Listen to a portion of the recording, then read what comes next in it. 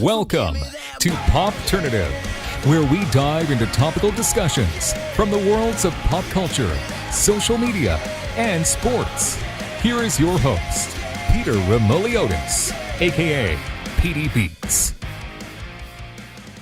Hello and welcome to the Popternative Podcast, the podcast where we have digital discussions, the worlds of pop culture, sports, social media, music, TV, film, everything really. As always, I'm your host, Peter Meliodas, and on Twitter you know me as PD Beats. I'm speaking to two members of the pop punk band In All Alone. I will have them introduce themselves, and they were going to tell us what they do in the band. I'm Pat. I'm the lead singer and team captain. Hi, I am Rob. I play guitar, and I am the alternative captain. Absolutely. Gentlemen, welcome to Popternative. Yeah, that's punk. Yeah. Welcome to the show, guys. Us, man. We really appreciate it. Thank you. No problem. So, I gotta mention it. You might seem familiar to some of our viewers. You guys were in a band called Stereos. We were, yeah. That was our claim to fame for 15, 20 minutes. So that kind of is a segue to like the first question that I'm asking, a two-part question. One, when did you kind of decide that you wanted to go into music? And then I want to know how you two kind of linked up to play music together. Like, I kind of always liked it with I played hockey forever, and then I just got kind of beat up too many times and pretty much realized that I had hit my ceiling in the hockey world. But yeah, I was always super into music too. And we actually met at it was the year the Oilers almost won the Stanley Cup in 06. Mm-hmm. We met selling Sean John suits on White Ave in Edmonton. We both seem like those kind of guys, right? So it was Sean.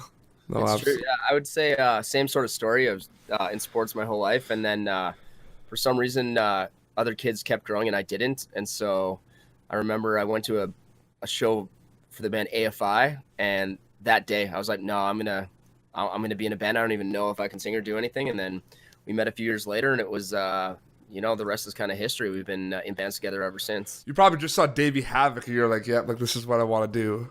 Straight up, dude. That's what it was. It was unlike anything I'd ever seen before. And it changed my life for the better, because then I gave up skateboarding, which I was also terrible at. So yeah, when I first met Pat, it wasn't hockey jerseys on this back wall. It was like bats and AFI. I'm not joking. That little corner was an AFI there were no shrine. Bats. Yeah, there was. There was one single bat. There's no bats. Jack-o'-lanterns, everything. Cobwebs. Liar. Man, I remember I saw it was before Chester passed away, but it was Lincoln Park, 30 Seconds to Mars AFI. I think that was like 3 years ago. A show? Yeah. Lots of solid lineup. Where did AFI play on that lineup? They open up? They opened up, yeah. For sure they did. They definitely did. It was an outdoor. It was crazy. AFI's weird outdoors, though. No, it is. It's weird. I mean, you guys. I remember I was bummed I couldn't go, but I never had a chance to go to Scene Fest. Oh yeah, that was a good one. Yeah, that was outdoors, was it not? Yeah, the boys took a little heat at Scene Fest, though, man. It was like heavy bands, like Every Time I Die, and Stereos. It was good. We got chirped quite a bit. You guys got chirped a lot. Well, the boys took some. We're good at taking it. Yeah. So how did you so now that you brought it up, like, I mean, Stereos. You know, a lot of people said that you were on would say on the poppy side, but you guys were everywhere at one point. Yeah.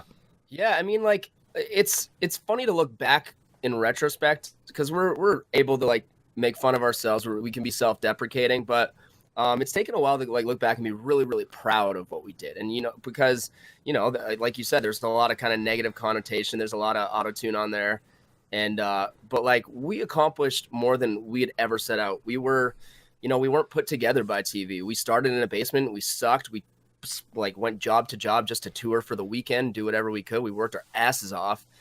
And by the time, we got in the spotlight, we just wanted to tour full time. That's what we wanted to be, a band and event. That's it.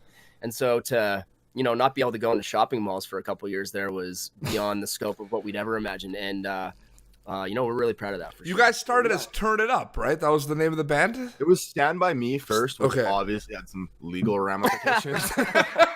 Apparently it's a movie story. I don't know. I guess. Yeah. And then I remember it was coming down to like, we were supposed to get, the release was like the next day, and we were like all in a room just throwing out the shittiest band names, trying to get, like, there were some Way Too Cool.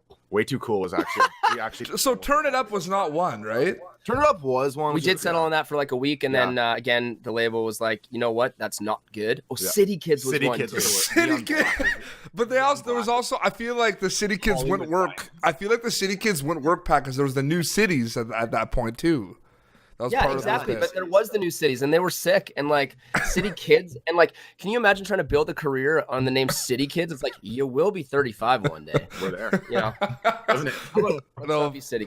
You mentioned that both of you guys are big sports fans, hockey specifically. I kind of want to know, I've always asked these questions. I mean, there definitely seems to be a big relationship between hockey and rock music and sports and music. And I find it kind of cool where you have like, you know, the musicians, or celebrities, they go to, you know, hockey games, and then the athletes are kind of like, whoa, this is sick. Like they're at our game. But then it's the other way around, right? Where, you know, the musicians meet the athlete and are like, oh my God, this is amazing. So there's kind of that like tag team going on. Have you ever thought about that?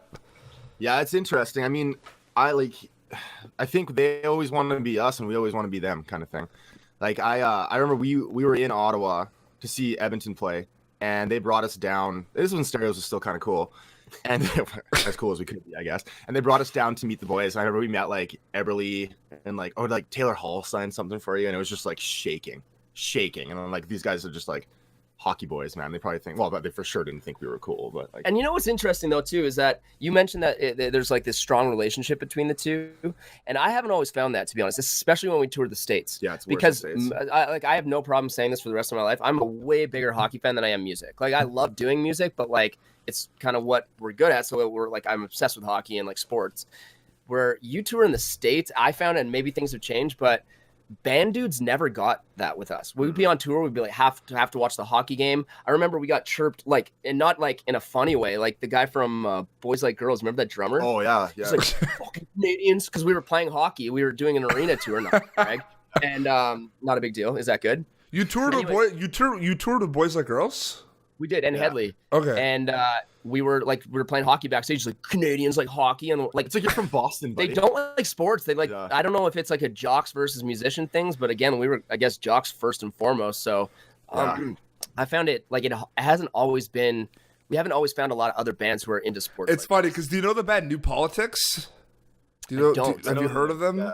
Yeah. So they're from Denmark, right? And I'm a big hockey guy, and it was like I was talking to him right around like the World Juniors, and I'm like, oh yeah, like Denmark is kind of up and coming here and there. They have some good players, and he had like no idea what I was talking about. Scored 2 touchdowns on him. Yeah, it's hilarious, man. Like how it works. I think that it is kind of like becoming a little bit more mainstream, but we've certainly, you know, we shared a bus with a band once that was like. Could not have been more opposite in terms of like interests, and because like I think like I see it. So like 2 players I know for sure. So he was with the Ottawa Senators. Now he's actually with the Flyers. Mike McKenna. He's a big metal fan, like huge into music. Yeah. And then Ryan Spooner, my buddy Spoons. He's into pop punk. I mean, I went to a Seaway show with him in Ottawa. It was awesome. Oh no way. Nice. That band rips, yeah. A couple years ago, we went to a Seaway show, and people like recognized him, man, and the band was like freaking out, and he was just stoked to be around and everything, and like it was just cool to see that, because I want to hear more about that. Like I want to hear more about like athletes going to shows. That's why I always like that whole because they love it, man, and I don't think. I want to see more of those relations. So hopefully we can get Spoons out to an In All Alone show because that'd be amazing. That'd be sick. That'd be awesome. Yeah. He'll have a free merch for life if he wants it. So I understand you guys had your first show with In All Alone. Talk about how that kind of went and why did you kind of decide to get back into music? I understand there's a little bit of a break. You guys kind of went your separate ways, you know, with day jobs like after Stereos, right? But like, what made you kind of want to get back into it? What did you miss about it? It's a good question, man. And it's exactly kind of what you said. Like, I think that we're naturally kind of creative people, and I've never stopped writing songs. But this is kind of, it's so funny that Rob and I have been in different bands together, different genres, as like we mentioned, Stereos, but the kind of genres that got us into music were heavier genres. So it was, you know, pop punk, hardcore, anything like alternative along that, but we were never in any of those bands. And so for me, it was just something that we missed. And then we had the name In All Alone for like ever, because we're like, that's the sickest name. It's a breakaway in hockey, and we've noticed that hockey fans get the name, and people who are Is it bad that I just did not realize that it was a hockey reference till now? Like, are you guys gonna like curse? Oh my god! That sounds Oh no! I'm so. I'm not that depressed, man. trying to explain it to my mom. I'm like, he's in all alone. She's like, alone? I'm like, so "Nah, you just bummed don't right get it." now that I did not realize. Yeah, it's a breakaway. Yeah. But yeah, it was just like a genre that like we hadn't done, and we missed being on stage, man. So we decided to do it for fun, and last night was the payoff, man. The show could not have gone better. We were playing with Calling All Captains, who are great dudes, and Living with Lions, which is, you know, probably one of our favorite bands, and has been for a long time. And it was just unbelievable to get up there in front of a positive crowd. We got a mosh pit, which is hilarious. I didn't know that that still went down, but Edmonton showed up for sure. It was unreal. I have to ask because some of those Much Music interviews, I remember you even saying that you were into a lot of like fast, energetic punk and heavy music growing up. Did you miss playing heavier music now? No, man. Like, I don't know. We were talking about this earlier. Like, I yes, for sure. Like, I always liked that stuff, but I did like pop music too. It actually became there was a couple moments in Stereos where like Pat and I would kind of get into it a little bit over that. But I mean, I always kind of like Stereos was different live, right? There was a little bit more guitar live, and I'm responsible for that part. And I always kind of acted like I was in a hardcore band on stage. I remember like these kids afterwards would be like, "Wow, that guy's crazy! Like, he's so energetic." I'm like, "Well, whatever gets you through the show, man." I don't know. Like I don't know. I did. There were like for sure there were points where I was like, "Wow, this is not what I expected to be famous for." But I mean, but that music got you like big things, man. Like you have to, you have to think about that, right? Yeah, no question. And that's what I kind of was saying, is that it's taken us some perspective and time away to recognize just like how significant that was. And another thing that, like, again, we kind of got our break on a reality show, so people don't realize, like, we wrote all of our own songs. We were, you know, creatively responsible for that. We were not put together by TV or like told what to do creatively. And so we were playing exactly what we wanted to at the time. Everything was our fault. Yeah. So any problems we have with the music is our own fault. And, but you know, it was a different era. Like everyone makes dumb decisions and does dumb things in their 20s. Ours just happened to be broadcast on TV. Yes. Yeah. Disband, man. I remember when I was in high school and CEGEP in Montreal, that was the talk of the town, man. Like everyone, that show was huge. Yeah, it was crazy. It literally changed our lives, man. So it's one of those stories where you hear like overnight success. The episode aired, and that night, Rob and I went to a Strung Out show, actually. Great band. Oh, I love that band. They're one of my favorites all time. And at that show, it was probably 2 hours after the episode, people already started being like, "Hey, were you guys those guys?" And we're like, "Oh my God, it's happening." Next day, we went to Walmart, and it was like crazy. Everyone. Like next day, it was lady. There was a lady. Were you in Edmonton the whole time? Because like obviously, did you guys like were in Toronto already? So you were in Toronto, right? Okay. Yeah. I went to we had a Red Sox. We went to go see the Red Sox play the Jays, and that's when I had like one of those cool little Blackberries, and I had every notification I have back then went to like, so if I got like a Twitter, or I was before Twitter, like a Facebook ad went to my email, and I remember my phone just started vibrating, man. Like for like 4 innings straight. It was crazy.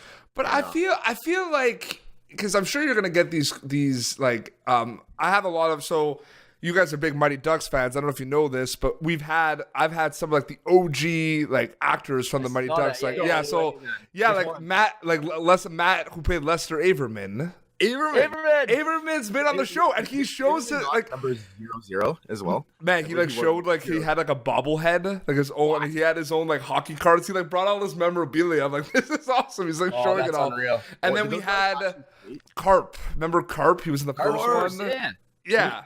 Carp so took a shot to the face, I think. Yeah, exactly. So I asked him, I'm like, because he was also in Heavyweights, not a hockey movie, but that's a great movie too, with Ben Stiller. So funny. Yeah. Yeah, so he basically, I was asking him, like, do you ever, I know this was like a long time ago, but like, do you ever get tired of talking about it or thinking about it? He says, no, man. He's like, I'm grateful. Kind of same thing with Stereos a little bit. Like, everyone's going to like bring it up at one point. Yeah, and we, of course, don't mind that. It would be ridiculous for us to like pull a Billy Bob Thornton and, you know, refuse to acknowledge that that's the reason why anyone is even paying attention to this new project, to be honest. And, we're so thankful for that. How's the reception been with the new project so far? It couldn't have been better. There's one dislike on the YouTube link, and I think that's our buddy Dan. But no, it's been amazing, man. And like honestly, it's the happiest I've been with my vocals in any band I've ever kind of been in, and so it's just we've had a lot of opportunities to work with a lot of great producers and everything, but over time you're supposed to get better, and I think we did, and this is kind of one of the most proud I've been of a release we've had in a while, for sure. So you're based out of Edmonton, but were there moments where you guys lived in like Toronto or other places? We lived the entire time in Toronto, actually. So when we shot the reality show, we were here, but they like behind the scenes, here's a little inside baseball. We were actually signed before the show, like signing on the show. I knew that, by the way. Yeah, well, first of all, just sign a it's contract, insulting to think that we would be that dumb. But, they moved us out to Toronto, and we lived there for the entire 3.5-4 years. So I also lived in Los Angeles, California, United States of America. Okay. I feel like you said that in an interview. I don't know, man. You guys were all the time on Much Music. I used to say I lived half the year in LA, which was ridiculously untrue. I bet if you added up my time over, it might have been a half a year total. I'm gonna be completely honest with you. And I feel like you guys are gonna think it's funny, but my sister was really into stereo. She liked I think Body Move was one of her favorite songs. She played all the time. Great and then song. Pardon me? It's a great song. Yeah, it is a good song. Yeah. No, it's a good song. Of course you're gonna say it's a good song. You sang it. I'll tell you which ones are not good. Anyways. Anyway, but at one point it was man, stereos, get off my TV. Oh. Yeah, sorry about that. We had nothing to do with that. Dude, you were all over Much Music. I'm pretty sure I'd see an interview of you guys twice a week on the TV, whether it was a repeat or something new. That it was huge. I don't think people realize how big it was. A list came out maybe a month into Summer Girl being out, and it was top 5 hottest bands in Canada, and we were number 2. And I was I'm this was number 1, and I was who the hell is this Justin Bieber kid? And I never heard. And I was I remember all the boys were in the living room. I'm we are gonna crush this kid. We're gonna outsell him. This kid's nothing, man. Okay, I have a question for you right now. Then this is really, and I want to have this debate because this is gonna be fun. Let's do it. Yeah. Is Stereo's a boy band? I call it a boy band. Facetiously, yes, but no. I kind of agree. It is, but there's nothing wrong with that. But it's a boy band with we don't dance and instruments. Stuff, right? And we wrote all our own songs. We played. But do you have to be a dancing band to be a boy band? What is a boy band, right?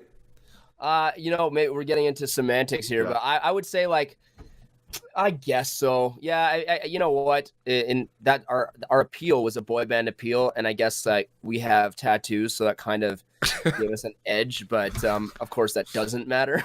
I don't understand how some band that BTS band from Korea. There, I don't get. I don't that band is insane. I don't know if you heard, they've sold out citywide field in 5 minutes. What? Yeah. I've never heard of them, to be honest. Their videos are out of. Do you know who I'm talking about, Rob? I saw one little video of it. It came up on my you might laugh at this feed on Facebook. There's 7 of them. They all have the kind of Backstreet Boys bowl haircuts. Yeah. And they dance and they sing and they're awesome. They seem cool. People love them, but they're they're bigger than One Direction, easily. That's amazing, man. I guarantee I would hate it, but that sounds good for so them. do you guys not like Summer Girl? Did you hate that song? I love that song. I think that song is responsible unreal. for everything that happened to us. True. Too, right? So and I wrote that in my dad's basement on a day off from work. That's the thing, is that wasn't written in a studio with big producers. You know what I mean? That was written when we were in the red. We were negative, had no money, and so I love that song. Is there a song that, and you guys both can answer this, within All Alone that you've written that whether it's Youngbloods or whether it's a song that's not recorded or out there yet, that you guys man, this is it, this is the shit, this is a song that's gonna get people going? Do you have one of those songs yet? Yeah, I think it's in the works right now. We have a song, and maybe we can help get you on this campaign. So here's one of my issues, all right? Okay. Big time hockey fans. We have a song that would be the best goal song, but why are goal songs, not local Canadian bands and bands that love hockey? You know what I mean? They're these bro, terrible, I just had this conversation because they used Pitbull for Canada's World Junior song. And if the team chooses that's one thing, but we have a goal song coming out, and that needs to be a goal song. Oh, that's We're awesome. Canadian hockey fans. I remember the Habs at one point used to use Generation by Simple Plan. See, that's sick. Nice. Great. Yeah, and I thought it worked pretty well. We had Metric for a little bit. Really? Yeah, they used Stadium Love, I think, was the Oilers song in one of the shitty Oilers. Calgary Flames use Monster Truck, or did use Monster Truck? Yeah. What are they from? Hamilton. Oh, they are. Okay, good. Yeah. As long as it's a Canadian band, then I'm happy. I just think that. And there are so many amazing Canadian bands. You saw it back in the day with like Definitely. Stirrers and Now. Like, what do you kind of think? Do you think like we're at the cusp now where it's going to get bigger and better? Because I just feel like a lot of artists are coming up now. Yeah, man. Like that band, the Arkells, is unreal. Oh my goodness. Tim Oxford has been on the show. The drummer's been on the show. Yeah. Funny story about the Arkells, or Arkells, because we used to get that all the time. Yeah. So we were nominated for a Juno, Best New Artist, and we were like, we can be honest, we had a big head on our shoulders back then, and we kind of waltzed in there. We're like, we got this, boys. Best New Put Artist. it in my hand there. Yeah, like double platinum, not a big deal. And then the Arkells played like this dinner the night before the awards, and I was like, oh no, Yeah. they're so good, and they won. And again, we're such idiots at that time. We're like, really? But like, dude, they are the best band. They're so good. They deserve it. They're like, incredible. And it's so good to see that, they've turned that into obviously something like amazing. They're selling out arenas now. And I love that band. That's amazing. The Junos got that one right, I guess. Yeah, I got one. No, it feels like they have been doing that for a while. Like I feel like they've been a band for a long time. Oh yeah. Big, And they had been in a band before, like that Juno too. And that's like a big misconception about the industry, right? Where a band's been doing it for like 10 years, and then they finally get a hit single, and people are like, "Wow, this band just like probably was created like 2 weeks like ago." That Portugal the Man, it just happened to them too. Yeah, exactly. That band, man. That band was playing like. forever. Do you remember? Do you know the Osheaga Music Festival in the? They were like one of the lower bands on that festival for years before that big song came out. I want to play that festival. It sounds like it's such a good time. There's also do you know like there's Rockfest in Montebello? That was the big one we used to have here. I don't know if you heard about that one. Blues Fest was. Oh yeah, we did Blues Fest in Ottawa, which was You did Blues Fest? yeah, it was Yeah, you know unreal, what, though? man. It took a backseat because that was the day that LeBron took his talents to South Beach. So there was kind of just like a lull across the crowd. Yeah, the crowd was, they were torn going into that one. I feel like Rob. I feel like you're a very like emotional sports fan. I don't know why. I just feel like Okay, here's a story. Here's a story for you. When I was living in Los Angeles, I had this like glorious day planned, and I was like, hey, my friend Pat's coming down to visit me. It's gonna be awesome. So I woke up that morning. US beat us in hockey for, I think it was like the World Championship or something, or like it was some tournament. US beat Canada, or there was a rerun on it. And my ex father-in-law didn't know a thing about hockey. Was just like, oh, Canada sucks. Then the Patriots lost to the Jets in the playoffs, which sucked. And I was like, well, that's all right, because I'm going to go see my Oilers tonight, and they're never going to lose. So I had tickets stuck to the Oilers. We had beauty seats, and it was like the Sam Gagner era, if you will. And we had a 6-on-3 at the end to tie it up, and they got an empty net goal on us. That should never happen. And I remember we had plans to go out in Huntington Beach that night, and I wasn't having it. Like, I was like, I cannot do this. My poor ex, man, I broke up with her 1,000 times after Oilers lost. Yeah, he did. I went to a game in LA, and against the glass, it was before the Kings won the cup, and you could go against the glass for like $40. And Taylor Hall's rookie season, it was awesome. Saw him snipe one right in front of me. Went to a shootout, and Jared Stoll ex-Oiler Jared Stoll, ringer, beat us, and I was so bummed. Canceled all my plans. Tried to break up with her again that night, and like it got to the point where she's like, "I will not stay in this relationship if this is how you react." I've gotten better though. I've gotten way better, man. This guy's broken tables because I beat him in like NHL. He put a code in once and beat me with the Penguins. That's a lie. you get so. Oh man, I have a few friends that are. There's some of my friends that like I don't want to go into like competitions where there's something on the line, because when we just play for fun in a gym, Just a nightmare. When we play ball hockey, it's like game 7, Dude, and I'm it's playing like, ball hockey right now. It's like if they don't give me the right assists, I'll like email like the league and be like, yeah, I got the second. oh, you're one of those guys, eh? I do. Yeah. Look at the top guys in my league go pro.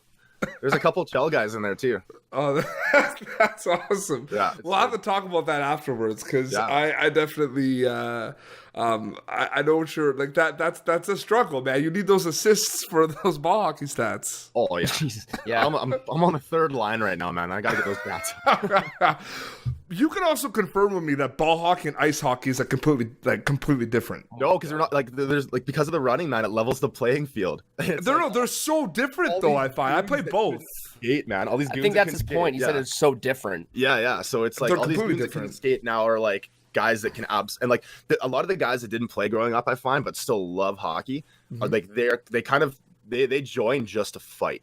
So like I played center my whole life. So on a power play, I'm standing in front of the net, and these freaking monsters just right into my back the entire time. And it's like, buddy, like you're going to work at like Bank of Montreal tomorrow, man. Like we don't have to go all out here, but it's serious, man. Like there's brawls, like Ball Hockey Edmonton, shout out, is awesome. Great little company. But man, I took this season off just because, well, I couldn't walk all summer from like provincials and shit. It was gnarly. Pat, I feel like I pressed the sports button to Rob and he just went off, and then like you're just like, oh man.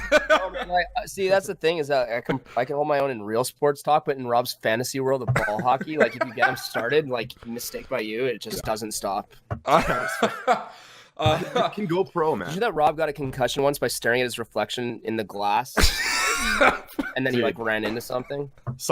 All the Rockets from grade 7 were in the crowd, and like you could see them sitting up there. And Eminem was a big deal where I'm from, and I bleached my hair, and I was making sure it looked. Yeah, you had the bleached hair for a little bit, and that like Steve Martin. Back, yeah. And you literally said on Much Music, "I want to be a quarterback." I remember that, man. I was That's something I'd say. you literally, yeah. They definitely asked him. They asked you guys like, "What would you guys do if you weren't like in a band?" And then like Rob was on the other. I remember this like yesterday. So you're on like the far right side, right? And they're kind of like talking to Pat and Miles more, and they're kind of looking at them, and then you kind of answer right away. I'd be a quarterback. Man, that was the worst. Having to fight to get in words in our interviews. We sucked at it. 5 different opinions on everything. And literally, like every time Dan would say something, I'd disagree. I'd be like, "Oh no." I know. No, it's amazing. Well, one other question before Rob that I wanted to ask you both. It's more like a serious, because I know we talked about Rob's ball hockey stats, but like on a more serious note. I mean, you guys have been through a lot with the band, with touring and stereos, and this new band now. What kind of advice would you guys have for some bands that are looking to kind of do it seriously and kind of try to make a living out of it? Like, is there anything you could say based on your like experiences and on tour that you can kind of like some nuggets of wisdom type thing? I would say save your money. I'm torn, man, because I spent so much money having good times, which I love those memories. But if I could go back, I would probably try to invest a little bit of that money. And for sure, spend your most time on songwriting and not just trying to get cool t-shirts and stuff. My advice would be not to do it to make a living at it, because it's so the chances are so slim that if you can be the best band in the world and just not get that break, not play in front of the right person, have the right hit, you might not have the right look, and unfortunately that matters. So I would say do it because you genuinely love it, and don't sign a 360 deal. Because I think those are illegal now. Well, they should be. We should own houses right now, but this is Pat's dad's basement. Yeah, I've been hanging out in this basement. Shout out to the label for taking half my writer's share. But anyways, yeah, I would say do it because you love it and just genuinely keep trying to get better. And then if it happens, it happens. But yeah, get a good entertainment lawyer when you get that 360 deal slapped on your desk. Oh, that took a darker turn than I thought. But no, well, Pat and Rob, thank you guys so much for coming on the show. Thank you so much for coming on to talk about the new band. I'm really excited to hear more of the band. Youngbloods is available on YouTube right now, so you guys go check it out.